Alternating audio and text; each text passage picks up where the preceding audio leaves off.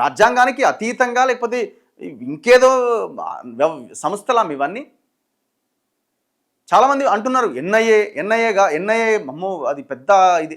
అరే ఎన్ఐఏ అయినా ఏదైనా ఇంకే సంస్థ అయినా రాజ్యాంగానికి లోబడే పని చేయాలి కదా. ఇది ఈ దేశంలో పౌరుల కంటే ప్రజల కంటే ఇంకా గొప్పది ఏమున్నది? ప్రజలే కదా నిర్ణేతలు, ప్రజలే కదా నిర్ణయాలు తీసుకోవాల్సింది. ఏదైనా భారత రాజ్యాంగం ప్రకారం పార్లమెంట్లో చట్టాలు చేయడం ద్వారానే ఏర్పడ్డ సంస్థలే కదా ఇవన్నీ. ఎందుకంత ఈ మేధావులు కనీసం ఒక రౌండ్ టేబుల్ సమావేశం పెట్టలేకపోతున్నాం? కనీసం ఒక రౌండ్ టేబుల్ ఆ కుటుంబం అడుగుతున్నది ఎవరన్నారు? ఓ రౌండ్ టేబుల్ సమావేశం పెడతామని ఎదురు చూస్తున్నది ఆ కుటుంబం.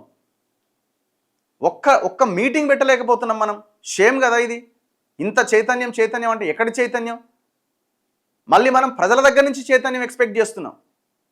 మనము ప్రజల దగ్గర నుంచి చైతన్యాన్ని ఎక్స్పెక్ట్ చేస్తున్నాం. మాట్లాడాల్సిన మేధావులు నోర్లు మూసుకొని ప్రజల చైతన్యం కావాలా, ప్రజల డబ్బులు తీసుకుంటున్నారు. మరి మనం ఏం చేస్తున్నాం? ఒకవేళ నువ్వు మాట్లాడితేనే నువ్వు అరెస్ట్ అయినవని అనుకుంటే, ఒకవేళ నేను మాట్లాడితేనే నన్ను అరెస్ట్ చేస్తారని అనుకుంటే అరెస్ట్ అవుదాం. ఏం చంపుతారా? తీసుకుపోయి చంపేసి అవతల పడేస్తారా?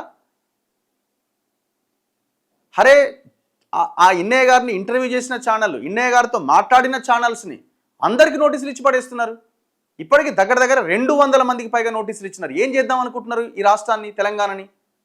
ఈ తెలంగాణలో ఉన్న సమాజాన్ని, పౌరులను ఏం చేద్దాం అనుకుంటున్నారు? నక్సలైట్లే లేనప్పుడు అర్బన్ నక్సలైట్ అనే పదం ఎందుకు వస్తున్నది మీకు? మీరు అది తప్ప ఒప్ప పక్కన పెట్టండి, మొత్తం లేకుండా అయితే చేసిరు కదా. అందరు లొంగిపోయినారు కదా దాదాపుగా 99.99%. మరి ఇంక గొడవ ఎక్కడిది? మేము కూడా చెప్పినాం, నక్సలైట్లుగా గన్నులు పట్టుకొని అక్కడ ఉండడం సాధ్యం కాదు, కాలం మారిపోయింది, మీరందరూ కూడా బయటికి రావాల్సిన అవసరం ఉందని ఎప్పటి నుంచో పిలుపునిస్తున్నాం. అదే దానికి కట్టుబడి ఉన్న మనం ఓటు అనే ఆయుధాన్ని నమ్ముకోవాలి, భారత రాజ్యాంగాన్ని నమ్ముకోవాలి.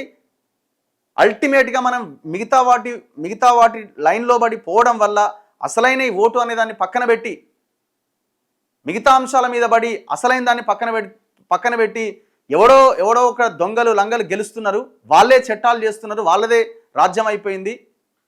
సో ఈ సిస్టమ్ని మార్చాలని మనం ముందు నుంచి చెప్తున్నాం.